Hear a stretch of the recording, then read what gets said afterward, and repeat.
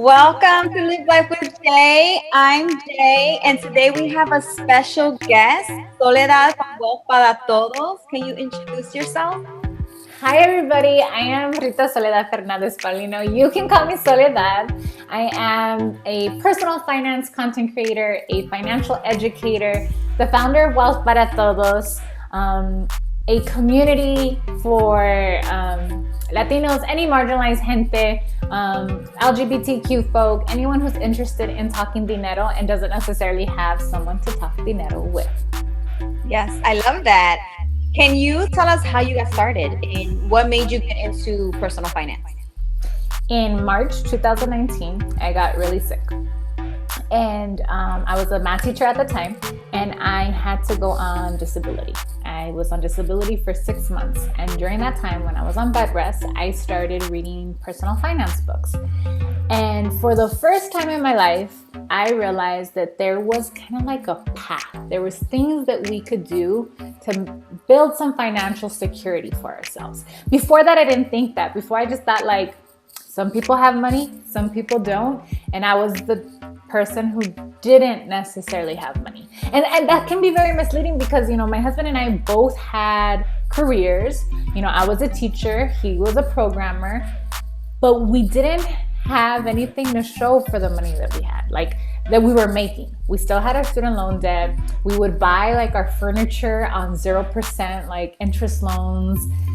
And we weren't buying things cash. We didn't necessarily have an emergency fund. We didn't have a plan for buying a house. We didn't have a plan. We didn't have a path.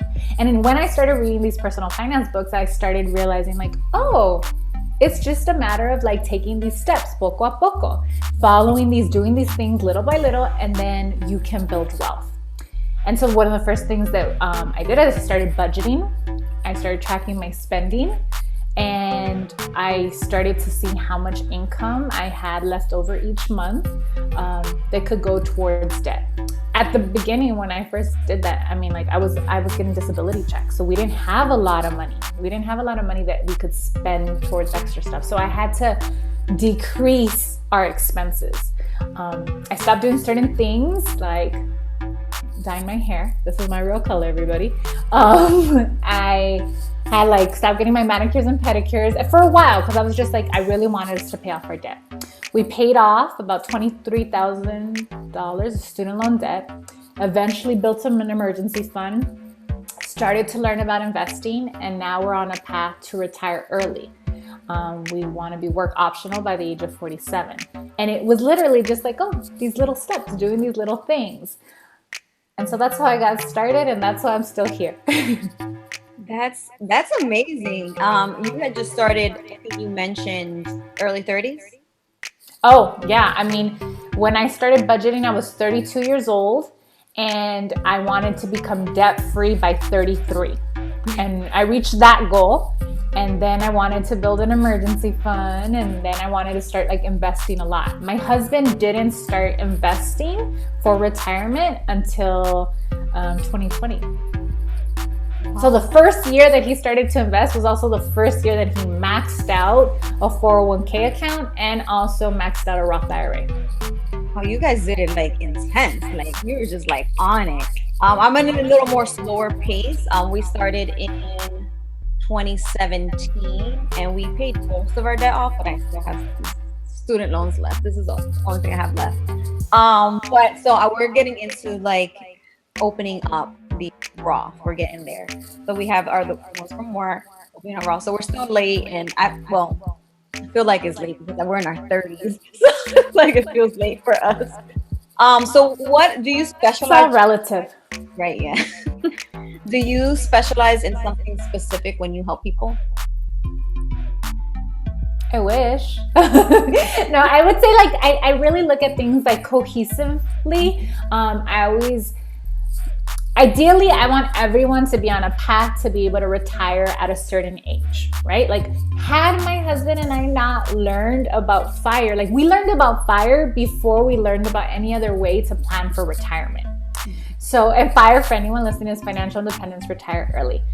So yeah, I mean, my goal is that everyone has a plan to retire at some age, because I know I have loved ones who we don't know when they're going to retire, right? They're going to have to keep working, and there's not necessarily a plan. And so yes, my goal is to help people, set people up on a plan so that they can retire early. However, or, become work optional. However, in order to do that, you have to address like high interest debt. Do you have an emergency fund? Do you have discretionary income? Are you living below your means? Do you actually have money that you can send more to retirement accounts? So my goal, get everyone on path to be able to retire at the age that they want. However, in order to do that, I'm talking budgeting, building an emergency fund, tracking your spending, understanding taxes, and I do all of that. Okay. Taxes is like probably the hardest thing to learn, I must say.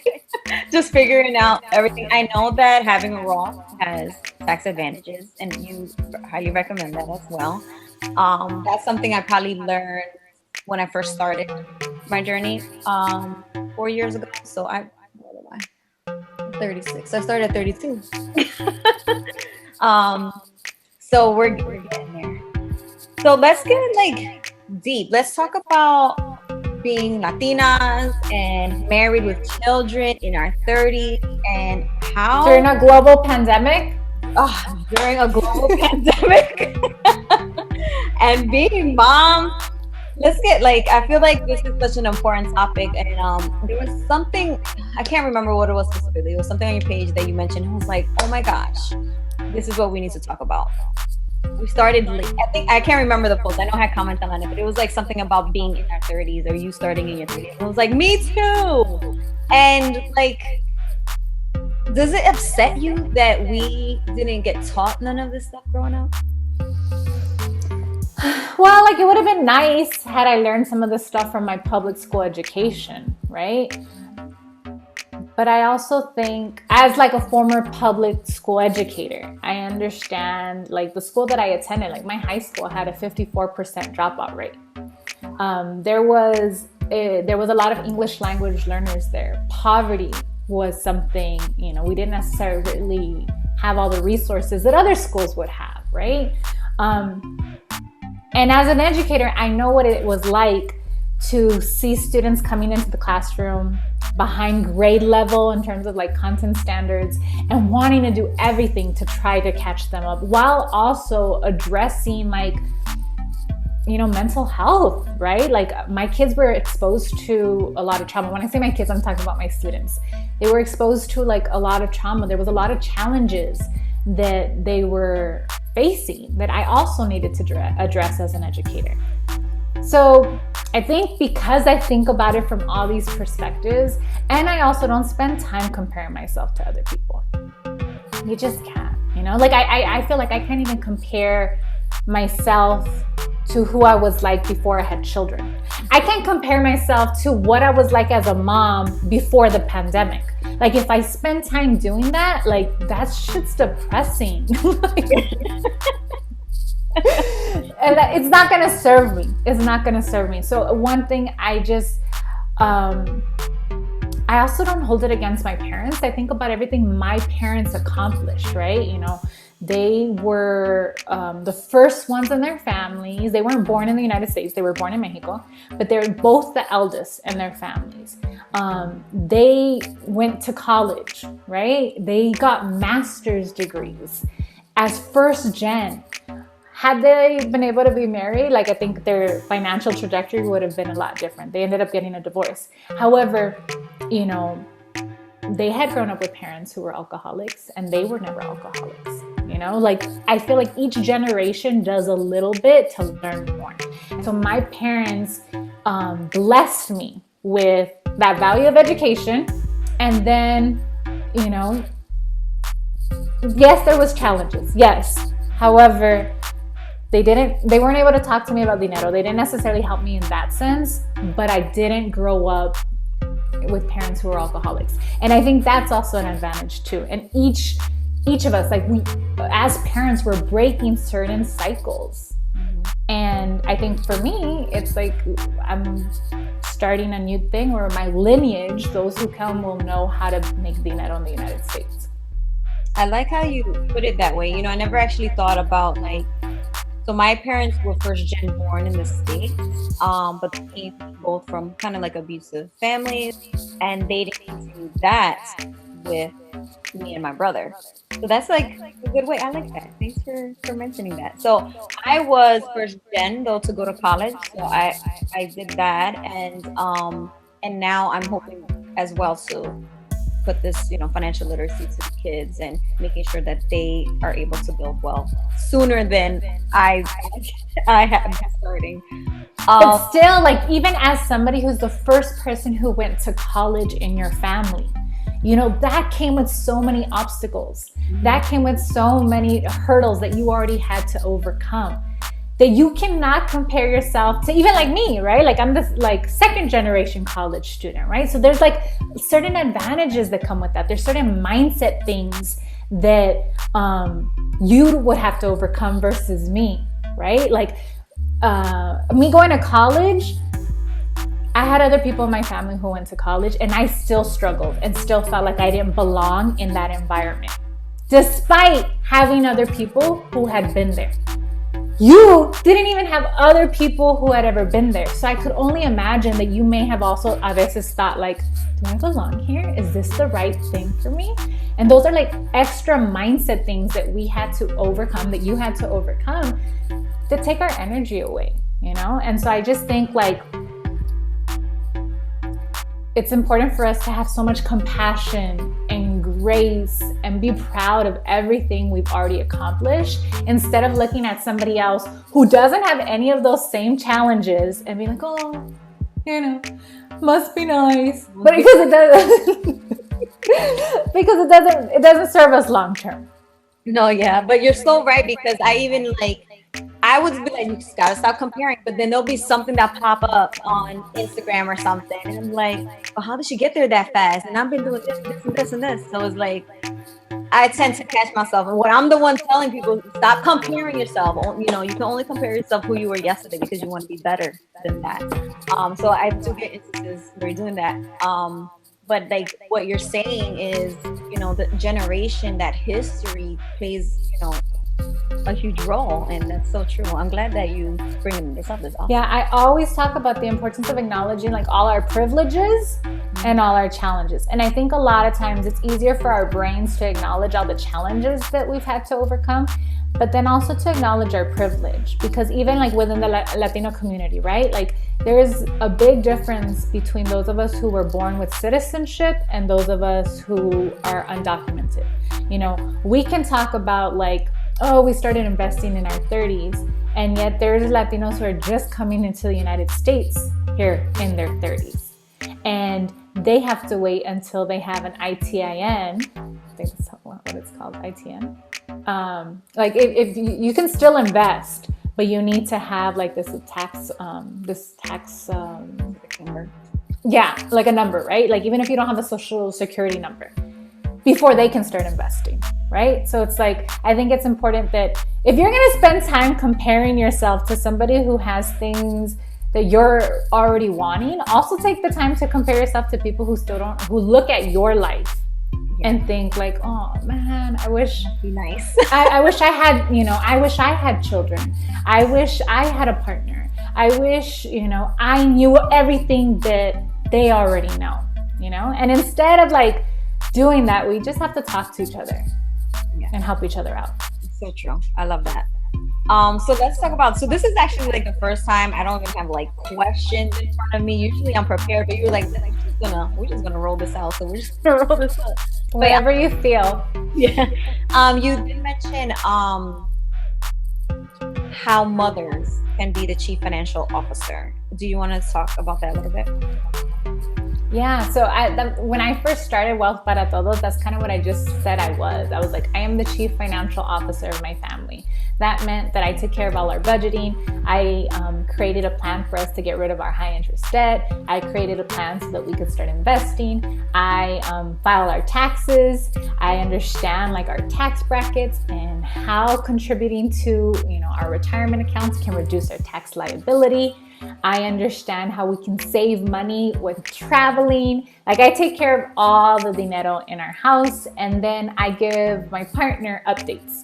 So when we have our little dinero check-ins, I'm like, okay, this is how much money it looks like we have in our checking account, but after we make all these payments, this is how much we actually have in our checking account. With this money, do you think we should go out this weekend? Should we take the kids, on a little adventure? Should we do something free like a hike at the park? Those are the conversations I end up having with my husband. So yes, and I encourage everyone, you need a chief financial officer.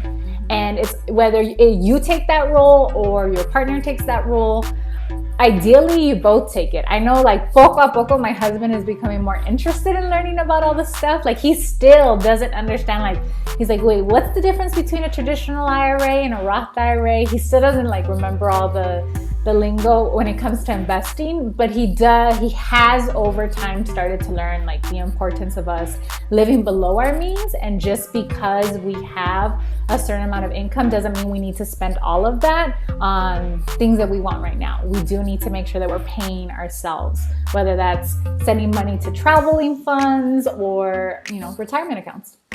Was it hard to get him on board when you started your journey? The thing is that neither one of us was paying attention to our money. We just, we would charge everything to our credit cards, and then we would pay it in full. So we thought oh, we have our shit together because we're not paying credit card interest. Right. But we were basically living paycheck to paycheck, right? It was charge everything on a credit card for February, but then we wouldn't have the money to pay for February expenses until March, until we got our March checks, and then we'd pay it off in full. But again, we thought we were good. We thought we took a lot of pride that we could eat out at restaurants, because as children, that wasn't something that we got to do.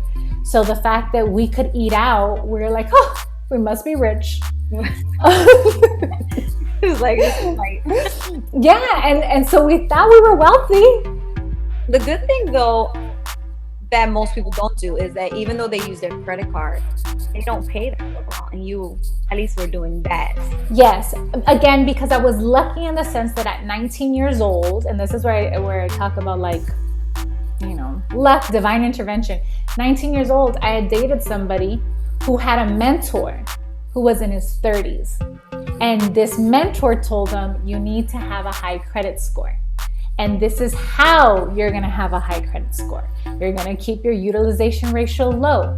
You are going to make sure that you pay off your statements in full. You are going to make sure to have different types of lines of credit. And so that 30-year-old told the 19-year-old boyfriend that I had, who told me, and I learned that. Had I not learned that, then I would have probably been just like so many other people who ended up with credit card debt. Because if you don't know, how are you, we just don't know. And also something to keep in mind, it wasn't until after 2010 that certain laws were passed that made these credit companies have to report on the credit card statements how much people were paying in interest. Before that, it was something that wasn't even being told to the consumer. So I think it's important for us to acknowledge not only our own personal challenges, but also the systemic things. Now we have laws to help people avoid credit card debt. We didn't always have that. Now we have, Credit Karma apps that help people monitor their credit scores. We didn't always have that. Just now, people now have more access to investing. We didn't always have that. Roth IRAs weren't something that before the 1970s even existed. So it's there's these systemic things, and it's hard unless you're in that space, unless you're Googling personal finance information on the regular. There's things are always changing. And as these things are always changing, of course, we're not going to know. Yeah. So did you find it hard to learn more about these things coming into your 30s in your 30s? That's again where I'm going to say I was lucky. Yeah. And it sounds crazy. I was lucky that I got so sick that I was on bed rest. That's it. Que no podía hacer nada besides read. I literally was just in bed, and then I was reading books. And again, fortunate that I had a cousin who told me to read like this one specific personal finance book, and that book led to another, and that led to another, and then I started listening to podcasts and looking at YouTube videos. I mean, this channel that you have might be that one thing that gets someone else started, and eventually what they're gonna tell is like, I got lucky that I found Jay. Yeah. You know, and I think like, how do we increase our luck? More of us have to be talking dinero. Yeah. Just like this, and just like listening to the people on Instagram, because I'm learning so much. Even though like I started 4 years ago, I'm still learning, listening to other people. I learned about FIRE this past year, like 2020. So that alone was just like, wait, what? Nobody told me about this. So learning about that and trying to get there, you know, I gotta get through some more stuff. But yeah, would you recommend any of those books that you read? My favorite book that just made investing feel something that I could do as myself, right? Because there's many ways that we can invest. You can invest through an employer retirement account. A lot of times you don't necessarily get to choose what your investments are. Sometimes like they'll let you choose between a target date fund versus like different index funds, right? There's that. You can choose to have a certified financial planner or meet with a financial advisor, but they're going to charge you like maybe up to 1%, possibly even more, of your investments. So they'll take that money away from your growth. You can use a robo-advisor. Again, the expense ratio, that's the fee that we pay to be investing. That's going to be higher. Or you can choose to learn to invest yourself.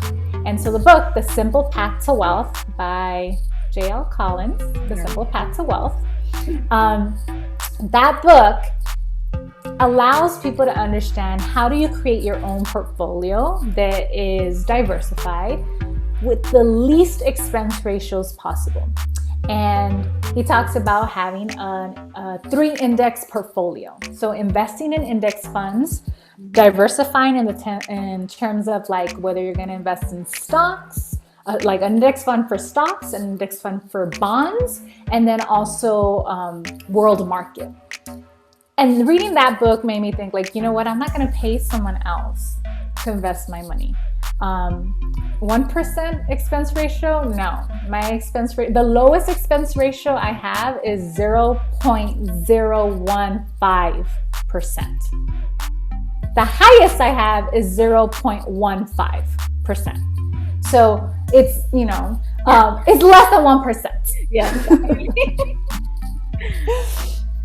So that, I'm learning stuff right now because I didn't even know like those different things, like the target date with the index, because I haven't been into that yet. I'm definitely gonna get that book. You're gonna have to put like an affiliate link for the money for that.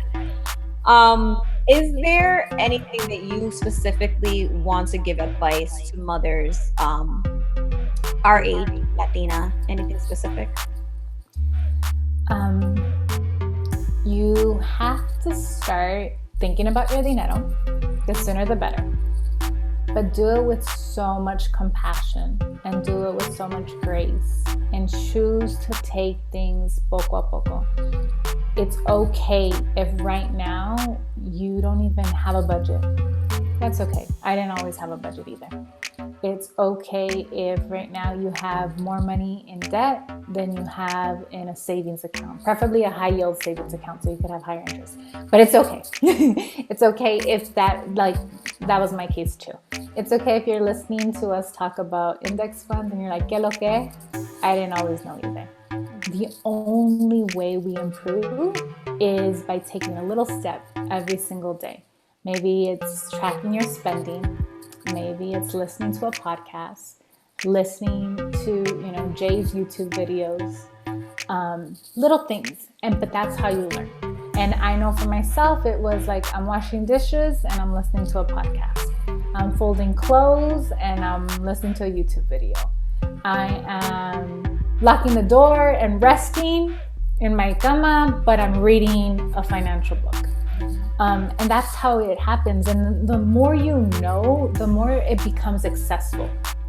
And once you actually believe like, oh, I can do this too, then it just spirals. Just soak up all of the information that you can get as much as possible. And be patient. Just be patient and know like you don't need to compare yourself to anyone. Track your net worth, because then that's something I always tell people, like track your net worth as soon as possible, because it's nice to see you go from the negative to the positive. And that's something you want to acknowledge all the progress you're making. Your progress is going to keep you motivated. Yes, that's good to know. I have like been skeptical about that part yet, because I still have my student loan debt. So I was like, I don't know if I'm ready for my net worth. Do it. Look at it, because again, like it's also just important. Like I wish I had started Wealth Para Todos when I was still paying off debt. I didn't start Wealth Para Todos until I was building an emergency fund. And at that time, I was going to have to save $30,000. And that seemed like so much money. I was like, there's no way that we're ever gonna, a 6-month emergency fund for my family is $30,000. I was like, there's no way we're gonna do it. So then I thought, well, you know what? Maybe if I join the personal finance community and start, sharing my progress, then I'll have some accountability. I'll have a support system, community. I think that's also really important too when you're on a financial journey. Find your community. And it's funny because I started Wealth Para Todos February 23rd, 2020. My emergency fund, my $30,000 emergency fund ended up being fully funded by March 30th, 2020. Like that, I did not think that was gonna happen. Mind you, it was because of like stimulus checks, a tax refund, my husband got a bonus. But this is the thing, prior to that, I never noticed how much unexpected money came our way. Because in the past, if I got a tax refund, I was gonna be at Disneyland. If I got a tax refund, I was finding me at the Dominican Republic. I was not using that money to build wealth. For the first time ever, I was like, oh my goodness, so much money. Oh, yay! Now I have an emergency fund. Now I'm going to really focus on maxing out my retirement accounts. So that's just something that, it's wild. You once you start tracking your spending and you're aware of all the money that starts coming your way, then you can be a lot more intentional about it. So you have all extra money now just going straight into your retirements. That's why you said, wait, how many years did you say? How old are you? 13 years. 13 years left? Yeah. So like for my husband and I to be able to retire early, we have to invest $60,000 a year. And we are on track for doing that for this year. And like, it's funny because when I started last year, all I was trying to do was max out a Roth IRA, which is $6,000. So you see how like being intentional, I went from $6,000 to like, oh, now it's $60,000 a year. And not to say like it comes like, not even to say like we have all this money to be sending it there. It's like, okay, this is the goal. How will we make the money to do that? Because it's been a combination of decreasing our expenses in the beginning, but then also increasing our income and doing that and increasing our income so much, but still living on that same budget from when I was on disability. And so instead using that money to like go towards these financial goals instead of like what it used to go to, like eating pollo loco, which you don't know what pollo loco is because you're in New York. But in LA, it's a fast food restaurant that I eat a lot at. It sounded familiar though for some reason. Well, if you follow me on my Instagram account and when you see me track my spending, you'll see how much money I always spend there. On there? Okay, you're gonna have to send me some over then. So before we go, because this is amazing, we've been on for a while, any last minute tips? And before you go, also share where they can find you. Okay. My last minute tips to you are follow me on Instagram at Wealth Para Todos. Sign up for my newsletter. I send one out every 1st and 15th of the month. I really focus on a lot of mindset stuff there. Attend my workshops, whether they're free workshops or I also have workshops cada vez en cuando where I charge $30 per workshop. And talk to your gente about dinero.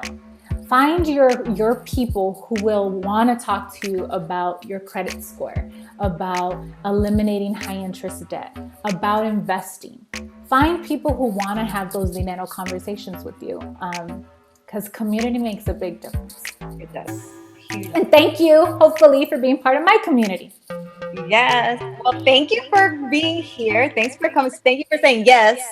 I appreciate it so much. It's amazing. Everyone, please follow Soledad at her Instagram. If you haven't subscribed to my channel yet, subscribe, hit the bell for notifications, and see you later, guys. Thank you.